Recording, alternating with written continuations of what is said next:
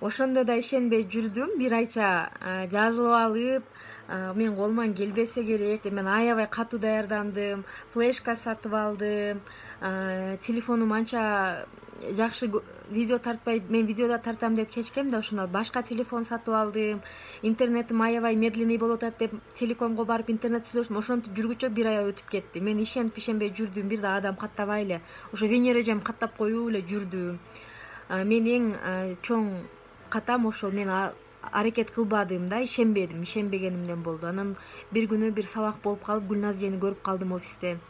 Гүлназ Борбиева бул Ошто аябай тез көтөрүлгөн директорлордун бири.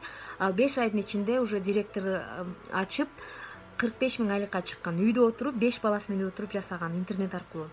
Анан ошол эже айтып калды: сенин колуңда интернет турса, телефон турса, тем более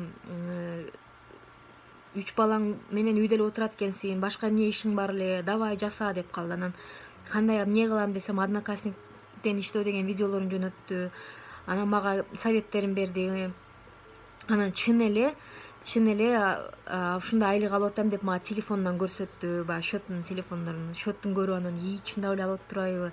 Эми мен ушундай 45 000 50 000 айлык алсам, мен кыйла жашоомду өзгөртүп алмакмын да жакшы жакка. Мен өзүмдүн бүт проблемаларымды чечип албакмын. Өзүмдүн личный проблемаларым толтура да. Тишимди оңдотушум керек, машина алышым керек, гардеробумду алмаштырышым керек, косметикаларымды алмаштырышым керек. Өзүмдүн ошолорумду чечип алсам дагы кандай чоң бакыт дедим дагы. Киришип иштеп баштап эле сразу 3%ке чыктым, кийинкисине 6%ке чыктым. Уже мына каталогто Кудай буйруса 9%ке чыктым. Процент түшүнбөгөндөр баягы сүрөттү жөнөтүп койгом, ошодон карап алсаңыздар болот. 9% деген бул 3000-5000ге чейин айлык. Үйдө отуруп эле мен ошону жасап атам. Анан активно иштей баштадым Одноклассник, Инстаграм аркылуу.